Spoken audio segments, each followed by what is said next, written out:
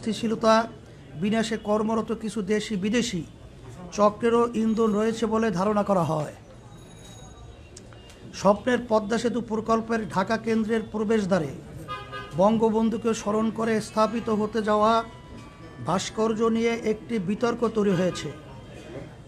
৫-৭টি মসজিদ মাদ্রাসার মিলন মোহনায় দুটি মসজিদের অবকাঠামো ভেঙে এই পয়েন্টে ভাস্কর্য স্থাপনের ফলে স্থানীয় ইমাম, মুসল্লি ও তৌহিদি জনতা সেখানে ভাস্কর্যের বদলে বিকল্প কোনো উত্তম পন্থায় বঙ্গবন্ধুকে স্মরণীয় করে রাখার দাবি জানিয়েছিল। সাংবাদিক বন্ধুগণ, আপনারা জানেন বাংলাদেশ সরকারের বিদ্যমান আইন কানুন মেনেই তৌহিদি জনতা সমাবেশ করেছে এবং সেখানে শালীন ভাষাতেই যৌক্তিকভাবে ভাস্কর্য স্থাপনের বিরোধিতা করা হয়েছে। একই সাথে বঙ্গবন্ধুকে সম্মান জানানোর বিকল্প পন্থাও প্রস্তাব করা হয়েছে। বিষয়টি একেবারেই স্বাভাবিক একটি নাগরিক প্রতিক্রিয়া, কিন্তু আমরা বিস্ময়ের সাথে লক্ষ্য করলাম একটি সুবিধাভোগী মহল বিষয়টিকে কেন্দ্র করে দেশে চরম উস্কানি উত্তেজনা তৈরি করছে। সরকার যেখানে প্রতিবাদ সমাবেশের অনুমতি দিয়ে যৌক্তিক আলোচনা ও মতামতের পরিবেশ সংযমের সাথে বজায় রেখেছে, সেখানে জনবিচ্ছিন্ন সুবিধাভোগী শ্রেণীটি ওলামায়ে কেরামকে সন্ত্রাসী ভাষায় গালিগালাজ করছে, ঢালাওভাবে অপবাদ দিচ্ছে, মাহফিলের মতো চিরায়ত ধর্মীয় সংস্কৃতিকে উগ্রপন্থায় প্রতিহত করার ঘোষণা দিচ্ছে, রাজপথে সন্ত্রাসী কায়দায় উগ্র বক্তব্য স্লোগান দিচ্ছে, প্রকাশ্যে আলেম সমাজকে মারধর, অপমান, এমনকি তাদের প্রাণনাশের হুমকি দিচ্ছে। এখনও পরিস্থিতিতে আমরা পরিষ্কার করে জানাচ্ছি যে ওলামায়ে কেরামের দাবির মধ্যে মরহুম বঙ্গবন্ধুর প্রতি কোনো বিদ্বেষ ছিল না, অসম্মানও ছিল না, বরং বিষয়টি ছিল দেশের প্রায় 90% জনগণের বোধ বিশ্বাসের সাথে সাংঘর্ষিক মূর্তি স্থাপন না করে অন্য কোনো পন্থায় তাকে স্মরণ করার দাবি, যা অনেকটা মুসলিম রাষ্ট্রনায়ককে ইসলামের আলোকে দাফন কাফন না করে বিধর্মীয় পন্থায় তার শেষকৃত্য করার মতোই নিন্দনীয় কাজ। আলেম সমাজ ও সাধারণ মুসলিম ধর্মপ্রাণ জনগণ এক্ষেত্রে সরকারের কাছে নিজেদের প্রাণের আকুতি তুলে ধরতেই পারে। মানা না মানা কর্তৃপক্ষের দায়িত্ব। এই যৌক্তিক দাবিকে কেন্দ্র করেই তারা দেশের দীর্ঘদিনের লালিত মূর্তিপ্রীতি ও বিজাতীয় চেতনার বহিঃপ্রকাশ ঘটিয়েছে। বিষয়টিকে বিকৃতভাবে উপস্থাপন করে দেশের সর্বজন শ্রদ্ধেয় ওলামায়ে কেরামকে অপদস্থ করার হাতিয়ার হিসেবে গ্রহণ করেছে। এসব কোনো দেশপ্রেমিক মানুষের কাজ হতে পারে না। প্রিয় সাংবাদিক বন্ধুগণ, বাংলাদেশ স্বাধীন হয়েছে আজ 50 বছর হতে চলছে। ঐক্যবদ্ধ এই জাতি মাত্র 9 মাসে দেশটাকে স্বাধীন করেছে। এখানকার মানুষের ভাষা, সংস্কৃতি, ধর্ম প্রায় এক। এমন ঐক্যবদ্ধতা যে কোনো জাতির জন্যই গর্বের। কিন্তু আমরা দুঃখের সাথে লক্ষ্য করছি একটি মহল জনতার এই ঐক্যকে ছিন্ন ভিন্ন করতে চায়। বাংলাদেশ একটি গণতান্ত্রিক দেশ পরিচালনায় প্রত্যেক নাগরিকের মতামত প্রকাশের এখতিয়ার রয়েছে। সরকারের কোনো সিদ্ধান্তের গঠনমূলক সমালোচনা ও বিরোধিতা সভ্য সমাজের একটি বৈশিষ্ট্য, কিন্তু বর্তমান ক্ষমতাসীন সরকারের কোনো কাজের সংশোধনমূলক পরামর্শ প্রদান, গঠনমূলক সমালোচনা বা বিরোধিতা করলেই চিহ্নিত মহলটি পাকিস্তানপন্থী, রাজাকার, আলবদর, সাম্প্রদায়িক, মৌলবাদী ইত্যাদি বলে ভিন্নমত পোষণকারীদের প্রতি হামলে পড়ে। এতে করে জনগণের মধ্যে ক্ষোভ ও বিভাজন তৈরি হয়। আমরা মনে করি বিষয়টি জাতীয় উন্নয়ন অগ্রগতির পথে অপ্রধান অন্তরায়। প্রসঙ্গত স্মরণ করিয়ে দিতে চাই, ইসলামী আন্দোলন বাংলাদেশের প্রতিষ্ঠাতা ও তার পরিবার 71 সালে একনিষ্ঠভাবে মুক্তি সংগ্রামের সহযোগী ছিলেন। তার দরবার ছিল এলাকার সকল ধর্মবর্ণের মানুষের আশ্রয়স্থল। বিষয়টি এলাকার মুক্তিযোদ্ধাদের মাঝে সর্বজন বিদিত। যারা এই বিষয়ে বিতর্ক করছে তারা মিথ্যার আশ্রয় নিয়ে মুক্তিযুদ্ধের চেতনাকে তামাশায় পরিণত করছে। আমরা এর তীব্র প্রতিবাদ ও নিন্দা জানাই। প্রিয় সাংবাদিক বন্ধুগণ, ওলামায়ে কেরাম কোরআন হাদিসের আলোকে তাদের মতামত জানান মাত্র তারা কখনোই কাউকে আইন হাতে তুলে নিতে বলেন না। একই ধারাবাহিকতায় ধোলাইপাড়ের মূর্তি নিয়ে তারা তাদের অবস্থান জানিয়েছেন। এর সাথে দেশের অন্য মূর্তি ভাঙ্গার কোনো সম্পর্ক নেই। বিচ্ছিন্ন কোনো ঘটনার সাথে ওলামায়ে কেরামের মতামতকে উদ্দেশ্যমূলকভাবে সম্পৃক্ত করা উলামা ও ইসলাম বিদ্বেষের নগ্ন বহিঃপ্রকাশ মাত্র। প্রিয় সাংবাদিক বন্ধুগণ, এখানে আরেকটি বিষয় উল্লেখযোগ্য। মরহুম শেখ মুজিবুর রহমানের শাসনামলে যারা তার বেশি বিরোধিতা করেছে, বঙ্গবন্ধুর চামড়া খুলে নেয়ার হুমকি দিয়েছে, বঙ্গবন্ধু হত্যার ক্ষেত্র তৈরি করেছে, মৃত্যুর পরে আনন্দ উল্লাস করেছে, তারাই আজ বঙ্গবন্ধুর সম্মান রক্ষার নামে অপসংস্কৃতি প্রসারের সবচেয়ে এগিয়ে। অবস্থার দৃষ্টি মনে হয় এরা বঙ্গবন্ধুর কন্যা ও মূল আওয়ামী লীগের চেয়েও বেশি মুজিব ভক্ত হয়ে গেছে।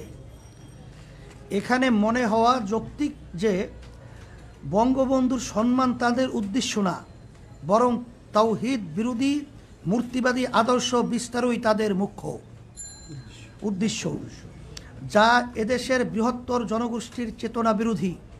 তাছাড়া সরকারের উন্নয়ন বাধাগ্রস্ত করার এবং দেশের সামগ্রিক সম্প্রীতি ও শান্তি শৃঙ্খলা বিনষ্ট করাও তাদের দূরবর্তী লক্ষ্য।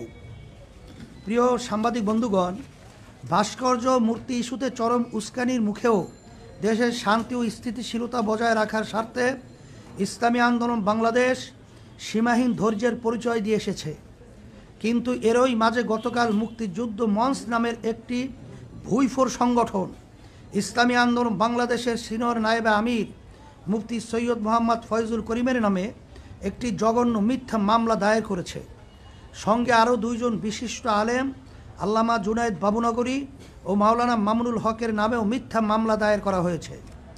আমরা বিষয়টিকে রাজনৈতিক ইস্যু মনে করিনি, যে কারণে ধৈর্যের সাথে পরিস্থিতি পর্যবেক্ষণ করেছি মাত্র। আমরা আমাদের দলীয় ব্যানারে বা কোনো সহযোগী সংগঠনের ব্যানারে কোনো কর্মসূচিও দেইনি।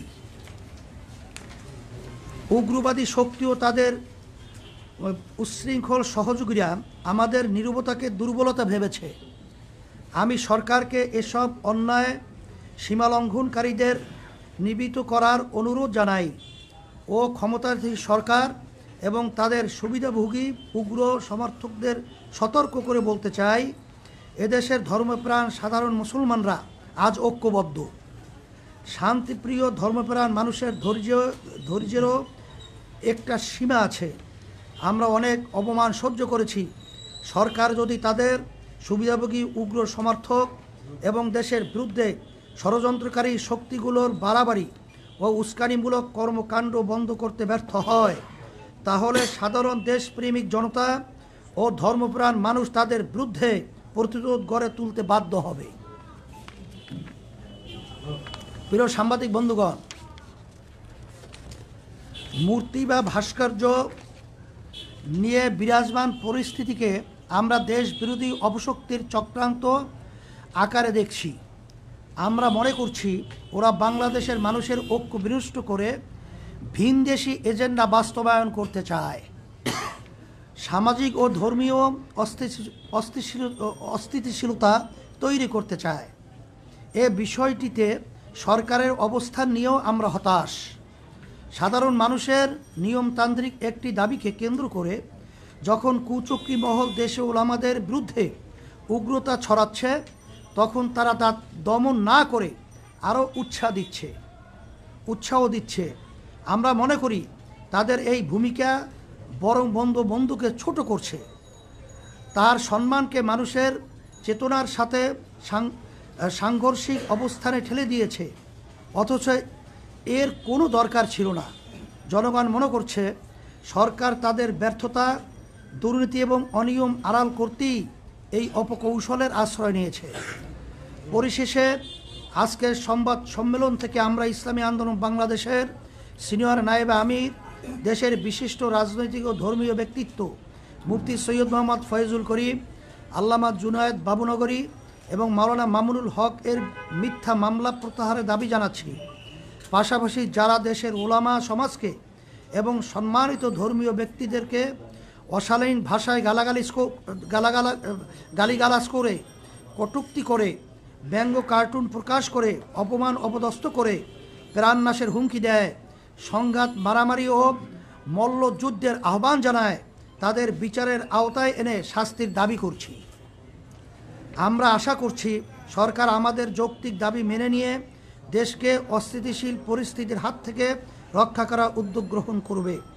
আর সরকার যদি ষড়যন্ত্রকারীদের নিয়ন্ত্রণে ব্যর্থ হয়, তাহলে ইসলামী আন্দোলন বাংলাদেশ নিজেদের নিরাপত্তা, মর্যাদা, মত প্রকাশের স্বাধীনতা ও নাগরিক অধিকার রক্ষার প্রয়োজনেই দেশের জনগণকে সঙ্গে নিয়ে বৃহত্তর কর্মসূচি দিতে বাধ্য হবে। আবারও সবাইকে আন্তরিক ধন্যবাদ জানিয়ে শেষ করছি। আল্লাহ হাফেজ। সবাইকে ধন্যবাদ। প্রিয় সাংবাদিক বন্ধুগণ, এই লিখিত মোহতারাম আমিরের লিখিত বক্তব্যের আলোকে যদি আপনাদের কোনো প্রশ্ন থাকে তাহলে প্রশ্নগুলো দয়া করে উপস্থাপন করুন। আমার নাম নোমান, থেকে বলছি, কানাডায় পড়ে গেছি। আমার প্রশ্ন হলো ভাই কোন পত্রিকা আপনি কোন পত্রিকা জি আমার প্রশ্ন হলো স্বাধীনতা বঙ্গবন্ধু শেখ মুজিবুর রহমান সাহেব আমাদের সংবিধানের অবিচ্ছেদ্য অংশ বলে সরকার দাবি করছেন এবং মনে করছেন। আর ভাস্কর্য বিরোধী আন্দোলনের আপনার কতগুলি প্রতিবাদ প্রতিহত করার চেষ্টা করছেন, সেটা সংবিধানের স্পষ্ট লঙ্ঘন বলে সরকার দাবি করছে। এই বিষয়ে আপনাদের বক্তব্য কি? এটা আমরা ইসলামী আন্দোলন বাংলাদেশ পরিষ্কারভাবে আমরা আজকে আমাদের লিখিত বক্তব্যে কথাটা পরিষ্কারভাবেই আসছে। তারপরেও যেহেতু আপনি প্রশ্ন করছেন, ইসলামী আন্দোলন বাংলাদেশ আমরা ইসলাম নীতি আদর্শ লালন করি। ভাস্কর্য এবং মূর্তির ব্যাপারে ইসলাম কি সমাধান দিয়েছে, শরিয়াত, কোরআন এবং হাদিস কি সমাধান দিয়েছে, বাংলাদেশের সকল উল্লেখযোগ্য হক্কানি ওলামায়ে কেরাম একত্রিত হয়ে ইসলামের যে এ ব্যাপারে যে সিদ্ধান্তগুলো তাদের মতামত প্রকাশ করেছে, এটা যদি সংবিধানের সাথে সাংঘর্ষিক আমি মনে করি না। কারণ বাংলাদেশ সরকার তার নির্বাচনের আগে তার নির্বাচনী ইশতেহারে প্রকাশ করেছেন যে সে যদি সরকার যদি গঠন করতে পারে, তারা যদি বিজয় লাভ করে, তারা ইসলাম বিরোধী, শরিয়া বিরোধী কোনো আইন পাশ করবে না। বিধায় তার কথাকেই আমরা সমর্থন হিসাবেই ইসলামের নীতি আদর্শ, ভাস্কর্য, মূর্তি এটার ব্যাপারে কি সিদ্ধান্ত, এটাই আমরা আমাদের ইসলামী দৃষ্টিতে আমাদের মতামত প্রকাশ করেছি। বিষয়টা হচ্ছে কুষ্টিয়াতে মূর্তি ভাঙা হয়েছে। আমি আমিন সময় টিভি থেকে বলছি। কুষ্টিয়াতে যে মূর্তি ভাঙা হয়েছে এই বিষয়ে আপনাদের সমর্থন আছে কি নাই? আর এ ব্যাপারে আমরা পরিষ্কারভাবে আজকে আমাদের লিখিত বক্তব্যে আমরা কথাটা উল্লেখ করেছি যে আমরা শুধুমাত্র ইসলামের দৃষ্টিতে ভাস্কর্য মূর্তির ব্যাপারটা পরিষ্কারভাবে আমরা ইসলামের দৃষ্টিতে মতামত প্রকাশ করেছি। কিন্তু মূর্তি ভাঙ্গা বা কাউকে উস্কিয়ে দেওয়া বা মূর্তি ভাঙ্গার ব্যাপারে কোনো মতামত আমরা প্রকাশ কোনো ওলামায়ে কেরাম করেন নাই, আমরাও করি নাই, এবং আইন শৃঙ্খলা আমরা হাতেও তুলে নিইনি। একটা ব্যাপার জানতে চাই, এই মূর্তি ভাঙাটা আপনার কাছে কি মনে হয় এটা কি ঠিক হয়েছে নাকি ঠিক হয়নি? মূর্তি ভাঙ্গার ব্যাপারে আমরা পরিষ্কারভাবে আজকেও বলেছি, যদি এ ধরনের কেউ উদ্দেশ্য প্রণোদিতভাবে এ ধরনের আচরণ করে থাকে, এটা সম্পূর্ণ নিয়ম বহির্ভূত এবং এটা উদ্দেশ্য প্রণোদিত। এবং সাথে সাথে সরকারকে বলবো যে এটা সঠিক তদন্তের মাধ্যমে যে আসলে মূলত আমরা বিষয়টাকে যে বিভিন্ন কায়দায় যে সিসি ক্যামেরা রয়েছে তার যে ধরনটা আমরা লক্ষ্য করছি, এটা আমাদের কাছে প্রশ্নবিদ্ধ। এটা সঠিক ভাবে তারা তদন্তের মাধ্যমে দোষীদের ব্যাপারে তারা ব্যবস্থা নেবে, এটা আমরাও সমর্থন করি। আমার নাম হচ্ছে মোস্তফা মল্লিক, আমি চ্যানেলের বিশেষ প্রতিনিধি। আপনি একটা জায়গায় বলেছেন যে চক্রান্ত আকারে আপনারা দেখছেন এবং এটা বলছেন যে তারা ভিন দেশে এজেন্ডা বাস্তবায়ন করতে চায়। আপনার এই তৃতীয় পক্ষ শক্তিটাকে কাকে বোঝাচ্ছেন? এটা আপনারা তালাশ করে বের করে নেবেন। তবে আমরা আজকে তাদের যে লক্ষ্য উদ্দেশ্য, তারা অনেক সময় সরকারের কার্যক্রমকেও তারা সমালোচনা করে। তারা কি কোনো দেশকে বুঝাচ্ছে না কোনো গোষ্ঠীকে বুঝাচ্ছে? এটা কোনো গোষ্ঠীকে, যেমন নাকি আমরা এখানে আমরা দেশ, ওবায়দুল গোষ্ঠী, কাদের সহ, উভয়টাকে বোঝাই। ওবায়দুল কাদের আমাদের বর্তমানে আওয়ামী লীগের সেক্রেটারি জেনারেল, সে বিভিন্ন এই ধরনের সংগঠন যারা নাকি উস্কানিমূলক এবং বিশৃঙ্খলা সৃষ্টির জন্য তারা কার্যক্রম পরিচালনা করছে, ভুইফুর হিসাবে তাদেরকে আখ্যা দিয়েছে। আমরা আমাদের বক্তব্য সেই ধরনের কথাটাই আমরা আজকে উল্লেখ করেছি। আপনাদের যে বৃহত্তর কর্মসূচির কথা বললেন, বৃহত্তর কর্মসূচি, কি ধরনের কর্মসূচি আপনারা দিতে যাচ্ছেন? সেটা সময়ের ব্যবধানে অবস্থার পরিপ্রেক্ষিতে আমরা সেভাবে পরামর্শ ভিত্তিক আপনাদেরকে জানাবো ইনশাল্লাহ। আসলে এখানে একটা কথা স্পষ্ট করতে হয়, একটা হলো বঙ্গবন্ধুর নিজেকে কটূক্তি করা, তাকে অশ্রদ্ধা সম্মান করা, আটল তার প্রতিকৃতি ভাস্কর্যকে না মানা, দুইটা জিনিস এক না। যেমন বাবা অসুস্থ, ডায়াবেটিস রুগী, দুই ছেলে, বাবা মিষ্টিকে পছন্দ করে, এক ছেলে তার কাছে মিষ্টি নিয়ে যায়, আর এক ছেলে তার থেকে জোর করে মিষ্টি ছিনিয়ে নিয়ে যায়। উভয় দৃষ্টিতে দেখা যায় একজন তার প্রিয় আর একজন তার অপ্রিয়। কিন্তু যে জ্ঞানী সে অবশ্যই মনে করবে যে যেই ছেলে বাবার ডায়াবেটিস রুগীর থেকে মিষ্টি ছিনিয়ে নিয়ে যায় সেই তার উপকারী এবং প্রিয় সবচেয়ে বেশি। আমরা মনে করি বঙ্গবন্ধু শেখ মুজিবুর রহমান একজন মুসলমান, তার মাথায় টুপি, তার বাবার মাথায় টুপি, তার বাবার দাড়ি, বড় বড় দাড়ি। যারা আজকে বঙ্গবন্ধু সেই টুপিকে কোনো কুকুরের মাথায় দেয়, তারা বঙ্গবন্ধু শ্রদ্ধা করে না। আজকে তার দাদার দাড়িকে, বাবার দাড়িকে যারা অশ্রদ্ধা করে, তারা বঙ্গবন্ধু শ্রদ্ধা করে না। আর মনে রাখতে হবে, বঙ্গবন্ধু এদেশ ছিল না, এরা ছিল অনেক দূরের। এদেশে আসছে কেন, ইরাক থেকে কেন আসছে, তাদের ইতিহাস জানতে হবে। বঙ্গবন্ধুর পরিবার ইরাকের বিদেশি, অনেক আগে এখানে আসছে ধর্ম প্রচার করার জন্য। তারা জাতিগতভাবে ধার্মিক, তার বাবা ধার্মিক, তার দাদা ধার্মিক, তার সমস্ত গোষ্ঠী ধার্মিক। খোদ বঙ্গবন্ধু কে বলেছেন, এদেশের ডাকাতরা, চোরেরা সব কিছু নিয়ে গেছে, কিন্তু ইমানদার লোক আমরা বেঁচে আসি, ইমানের সাথে তাদের মোকাবেলা হবে। এটা বঙ্গবন্ধু নিজের বক্তব্য। তিনি কি বলেছেন, ইনশাআল্লাহ আমি বিজয় হব। কাজী যারা বঙ্গবন্ধুকে নাস্তিক বানাবার চক্রান্ত করতেছে, যারা বঙ্গবন্ধুর চামড়া দিয়ে ঢুকঢুকি এবং জুতা বানাবার বক্তব্য দিয়েছে, আজকে আমরা দেখছি তারাই আজকে এই মুক্তিযোদ্ধা মঞ্চ হিসাবে, তার আপন হিসাবে তারা স্বীকৃতি পাইতেছে। আমি মনে করি এটা ভিন দেশীয় এক এজেন্ডা বাস্তবায়ন করতে চায়। যারা এই দেশ দখল করার ওখান থেকে হুমকি দেয়, তারই এজেন্ডা বাস্তবায়ন করতে চায় এরা হয়তো। আপনাদের বিরুদ্ধে সবচেয়ে বড় অভিযোগ যে আপনারা এতদিন এই ভাস্কর্য মূর্তি নিয়ে কোনো ধরনের কথা বলেন। কে বলছে? আপনারা শুরু করেছেন এবং একটি বিএনপি আপনাদের কর্ণকুহুরে যায় নাই, বা গেলেও আপনারা চুপ ছিলেন। আমরা থেমিস মূর্তির বিরুদ্ধে আন্দোলন করেছি। আমরা ময়মনসিংহের উলঙ্গ, আপনারা দেখেন ময়মনসিংহে যেই মূর্তি স্থাপন করা হয়েছে টিচার ট্রেনিং ইনস্টিটিউটের সামনে, কোনো ভদ্র, কোনো জ্ঞানী, কোনো বিবেকবান মানুষ এই মূর্তিকে গ্রহণ করতে পারে না, মানতে পারে না। কিন্তু বিবেকবান মানুষ আজকে সেটা প্রতিবাদ করে না। আমি মনে করি বঙ্গবন্ধু একজন মুসলমান, আমরা তাকে মহাব্বত করি, আমরা তাকে ভালোবাসি, তার কবরে আযাব না হোক এই চেষ্টা আমরা করি। শুধু জিয়াউর রহমান কেন, আমার বাবার মূর্তিকে আমি পছন্দ করি না, আমার দাদার মূর্তিকে আমি পছন্দ করি না। জনাবে মুহাম্মদ রাসূলুল্লাহ সাল্লাল্লাহু আলাইহি ওয়াসাল্লামকে সবচেয়ে মুসলমান বেশি মহাব্বত করে, জীবনের চেয়ে বেশি মহাব্বত করে। কিন্তু কই, সে দুনিয়া থেকে বিদায় হওয়ার পরে তার মূর্তি স্থাপন কেন করা হয় নাই? কাজে ইসলামের দৃষ্টিতে ভাস্কর্য স্থাপন করা এরা মহাব্বতের বহিঃপ্রকাশ নয়, বরং যে তাকে মহাব্বত করে, কবরে শান্তি দিতে চায়, তাকে জান্নাতে পৌঁছাতে চায়, সে তার ভাস্কর্য করবে না। যেমন বর্তমান আমাদের মাননীয় প্রাইম মিনিস্টার, তাকে যারা মহাব্বত করে, আমি মনে করি সেও দুনিয়া থেকে বিদায় হওয়ার পরে তার ভাস্কর্য করাটা তার জন্য মহাব্বতের বহিঃপ্রকাশ হবে না, বরং তাকে ঘৃণা প্রকাশ করাই এইটি হবে তার আসল বহিঃপ্রকাশ। রাজনীতি কোনো উদ্দেশ্য আছে কিনা? প্রশ্নই আসে না। এই বিষয়ে একটা ছোট্ট প্রশ্ন, আমি আরাফাত সিদ্দিকী এটি নিউজে কাজ করি। আপনারা বলছেন যে আপনারা সরকারের কাছে আপনাদের বক্তব্য, মুসলমানদের বক্তব্যটা তুলে ধরেছেন, তাদের দাবিটা তুলে ধরেছেন।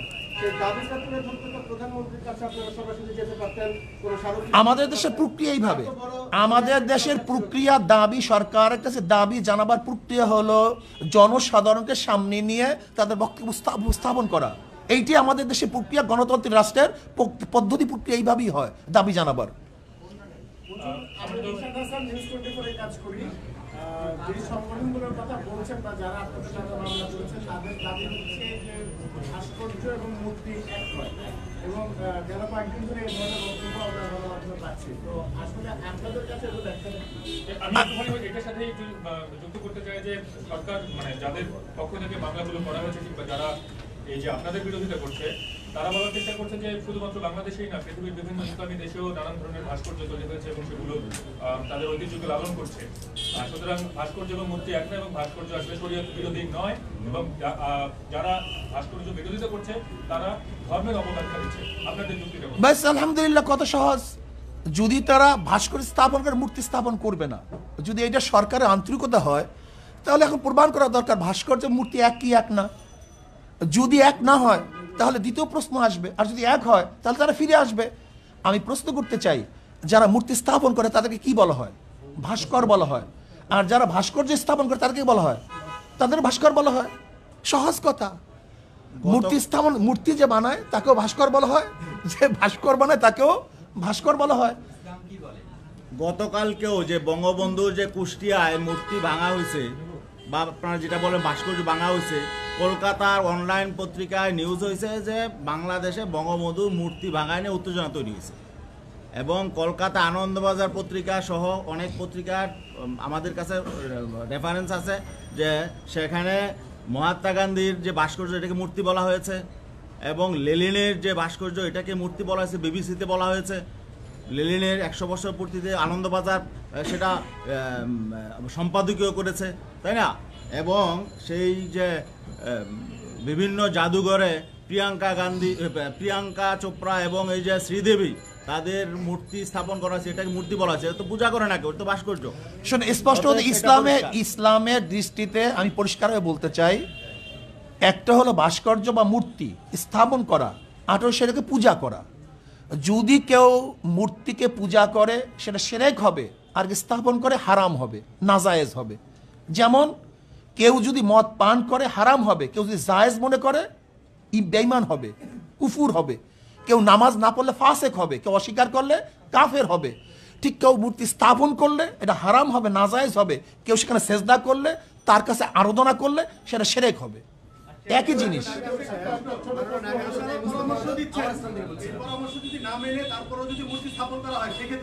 ব্যাস, আমরা তো বলছি আমরা সচেতন করব। আইন শৃঙ্খলা আমরা হাতে তুলি নাই। ইসলামী আন্দোলন বাংলাদেশ আজ পর্যন্ত আইন শৃঙ্খলা হাতে তুলে নেই। আমাদের কাজ হলো সতর্ক করা, পরামর্শ দেয়া, তাদেরকে জানিয়ে দেওয়া, অন্যায় প্রতিবাদ করা। আপনাদের এই প্রশ্নের উত্তরগুলো অনেকটাই আমাদের লিখিত বক্তব্য চলে আসছে। জি জি জি। প্রশ্নটি হলো যে ভাস্কর্য ভাঙ্গার আন্দোলন নিয়ে বা বর্তমানে কিছু বক্তব্যকে ঘিরে দেশের 3 জন আলেমের নামে রাষ্ট্রদ্রোহ মামলা হয়েছে, সেখানে আপনিও আছেন। এই বিষয়টা এখানে এসেছে। আমার প্রশ্ন হলো, রাষ্ট্রদ্রোহী মামলা হয়েছে আপনার নামে, আপনার প্রতিক্রিয়া কি ব্যক্তিগতভাবে? আসলে রাষ্ট্রদ্রোহ মামলা হয় নাই, প্রক্রিয়া আছে। রাষ্ট্রদ্রোহ মামলা হওয়ার জন্য যে পদ্ধতি পন্থা, সেটা তার প্রক্রিয়া আছে। আমি মনে করি এটা আমাদের উপর অবিচার করা হয়েছে। আমরা রাষ্ট্রদ্রোহ কোনো কাজ করি নাই, বরং যদি এই মামলা আমাদের বিরুদ্ধে হয় তাহলে আমি মনে করবো অবৈধভাবে আমাদের উপর জুলুম করা হয়েছে। সরকার আমাদের উপর জুলুম করছে, এবং জনগণের কাছে আমরা এটা উপস্থাপন করব, জনগণ এই বিচার করবে। আচ্ছা, এই দেশে অনেক ধর্মের লোক বসবাস করে, ইসলাম ধর্মের বাইরেও অনেক লোক, কিন্তু আপনাদের এইসব যারা অনেক সময় তাদের ধর্মীয় বিধান অনুযায়ী মূর্তিকে তারা হয়তো পূজা করে, তো আপনাদের এই বক্তব্যের পরে যে বাংলাদেশের যে একটা অসম্প্রদায়ের চরিত্র, সেটা কি কোনো রকম আঘাত আসবে কিনা, কিংবা অন্য ধর্মের প্রতি প্রশ্নই আসে না। আমাদের আজকে বক্তব্য আপনি শুনছেন, ইসলামের নীতি আদর্শ এবং দৃষ্টি, এটা আমরা পরিষ্কার বলছি। কোনো ধর্মের উপরে, তাদের কার্যক্রমের উপরে ইসলাম কোনো জিনিস চাপিয়ে দিয়ে বাধ্য করা হয় নাই। এটা পরিষ্কার আমাদের আজকে বক্তব্য লেখা। শ্রদ্ধাভাজন আমার সাংবাদিক বন্ধুগণ, যদি ইসলাম মূর্তি ভাঙ্গার আদর্শ লালন করত, বিজাতীয়দের মূর্তি যারা পূজা করে লালন করত, তাহলে পাক উপমহাদেশে 800, 750 বা 900 বছর পর্যন্ত মুসলমান শাসক হওয়া সত্ত্বেও এদেশে মূর্তি থাকে কিভাবে? কিন্তু কোনো মূর্তি তো ভাঙ্গা হয়নি। হুজুর, আপনি ভাস্কর্যের যে ব্যাখ্যাটা দিয়েছেন, ভাস্কর্যে যদি প্রাণীর ছবিটা থাকে তাহলে সেটাই তো আসলে ইসলামের জন্য হারাম। এবং সেই সঙ্গে ইসলামের সঙ্গে আপনাদের বক্তব্য কিসের জন্য? চিত্রকর যারা ছবি আঁকেন তারাও তো আসলে হারাম কাজ করছেন, তারাও তো আসলে নিকৃষ্টতম জায়গায় লিপ্ত হবেন। তো আমার প্রশ্ন যে বঙ্গবন্ধুর অনেক দিন ধরে তো চিত্রাঙ্কন প্রতিযোগিতা হচ্ছে, বঙ্গবন্ধুর ছবি আঁকা হচ্ছে, আপনারা তো আচ্ছা আমি একটা কথা বলি, আমরা তো বলছি শোনে আসলে না, আমরা বলছি আগেই এর থেকে এর প্রতিবাদ আমরা আগেই করছি। হুট করে হলো কিভাবে? এদেশে হাজারো খুন হয়েছে, কিন্তু সিনহা খুন হওয়ার পরে সেটা আলোচনায় চলে আসছে। এদেশে হাজারো ধর্ষণ হয়েছে, কিন্তু লক্ষ্মীপুরে ধর্ষণ হওয়ার পরে আলোচনায় চলে আসছে। এদেশে হাজারো খুন হয়েছে, আবরার হত্যা হওয়ার পরে সেটা আলোচনায় চলে আসছে। কাজী সব জিনিস সবসময় আলোচনা আসে না। কিন্তু আমি প্রশ্ন করতে চাই, শুধু একটা কথা বলতে চাই যে আজকে যারা আলেমদের বিরুদ্ধে অপবাদ দিচ্ছে এদের চরিত্র কি? ধর্ষণের সেঞ্চুরি এরা পালন করছে। যারা ধর্ষণের সেঞ্চুরি পালন করছে তারা আলেমের বিরুদ্ধে অপবাদ দিচ্ছে। যাদের ট্রাঙ্কের মধ্যে বাচ্চা পাওয়া যায় তারা আলেমদের বিরুদ্ধে অপবাদ দিচ্ছে। যারা ধর্ষণ করাবার হাজার মানুষকে হত্যা করছে, আমাদের মা বোনদেরকে হত্যা করেছে, তারা আজকে আলেমদের বিরুদ্ধে চরিত্রে অপবাদ দিচ্ছে। আমি মনে করি সুই চালন যদি সুইকে বলে তোর পিছনে ছিদ্র, এইটা সেই অবস্থায় বুঝতে। যারা এদেশে ধর্ষণ, লুট, তরাস, খুন, গুম যারা সেঞ্চুরি পালন করছে তারা আজকে আমাদেরকে বলতেছে আমরা দেশদ্রোহী, আমাদেরকে মল্লযুদ্ধের জন্য আহ্বান করতেছে। আমরা তাদের সাথে মল্লযুদ্ধ করতে চাই না। তো হুজুর, আপনারা তো নানান বিষয় নিয়ে সবসময় সোচ্চার থাকেন। মাদ্রাসায় যে ছাত্র নির্যাতন হয় সেই বিষয় নিয়ে আপনারা 100 বার বলতেছি, আমরা 100 বার বলতেছি, যেখানে অপরাধ আছে তার বিরুদ্ধে আমরা করি, কিন্তু অপরাধ চাপিয়ে দেয় মন্দিরের মধ্যে, গির্জার মধ্যে। শুধু তাই না, আজকে দেখেন আপনি যে আমরা তো এইটার প্রতিবাদ করি, বরং যারা এইটার সমকামীর আইন পাশ করার জন্য যারা বারবার উত্থাপন করছে আমরা তাদের বিরোধিতা করছি। কাজে এইটার বিরোধিতা আমরা। শুধু তাই নয়, আজকে দেখেন হুমায়ুন আহমেদের ঘেটো ছেলে কমলা, ঘেটুপুত্র কমলা, এই ঘেটুপুত্র কমলার এই সিনেমার মাধ্যমে, নাটকের মাধ্যমে এইটা তো গোটা দুনিয়ার মধ্যে ছড়িয়ে দেওয়ার অপচেষ্টা তারা করছে। কাজে এই অপবাদ তো তাদের উপরে আসবে, এটা আমাদের উপরে আসবে কেন? যেটা আমরা সবসময় হারাম বলতেছি, নাজায়েজ বলতেছি, সর্বোচ্চ ঘৃণার জিনিস মনে করতেছি। কাজে আমি মনে করি দেশ যেহেতু নষ্ট হয়ে গেছে, দেশ যেহেতু ধ্বংস হয়ে গেছে, কাজে এর কিছু আচরণ সব জায়গায় লাগতে পারে, এটা বিচ্ছিন্ন ঘটনা, কিন্তু তার উপরে জাতির কোনো অপবাদ। আল্লাহ পাক আমাদের সবাইকে কবুল করে না আপনারা উপস্থিত হওয়ার কষ্ট করায় শুকরিয়া আদায় করছি। এবং মেহমানদারি আর আপনারা মেহমানদারি আপনাদের জন্য ব্যবস্থা রাখা হয়েছে। আশা করি আমরা আপনাদের মেহমানদারি আপ্যায়ন আপনারা গ্রহণ করবেন। আর আপনাদের আজকে ওয়ালাইকুম সালাম, সকলকে ধন্যবাদ জানাই। আজকে আপনারা আন্তরিকভাবে যে সুন্দর পরিবেশ তৈরি করেছেন, আপনাদেরকে অসংখ্য ধন্যবাদ। আজকে সাংবাদিক সম্মেলন কার্যক্রম আনুষ্ঠানিক এখানেই সমাপ্ত হলো। সম্মানিত সাংবাদিক বন্ধুগণ, আপনাদের জন্য সামান্য আপ্যায়নের ব্যবস্থা আছে, আপনারা দয়া করে অনুগ্রহ করে তা গ্রহণ করুন। আমাদের স্বেচ্ছাসেবক ভাইরা সব সাংবাদিক ভাইদের কাছে নাম বলবেন।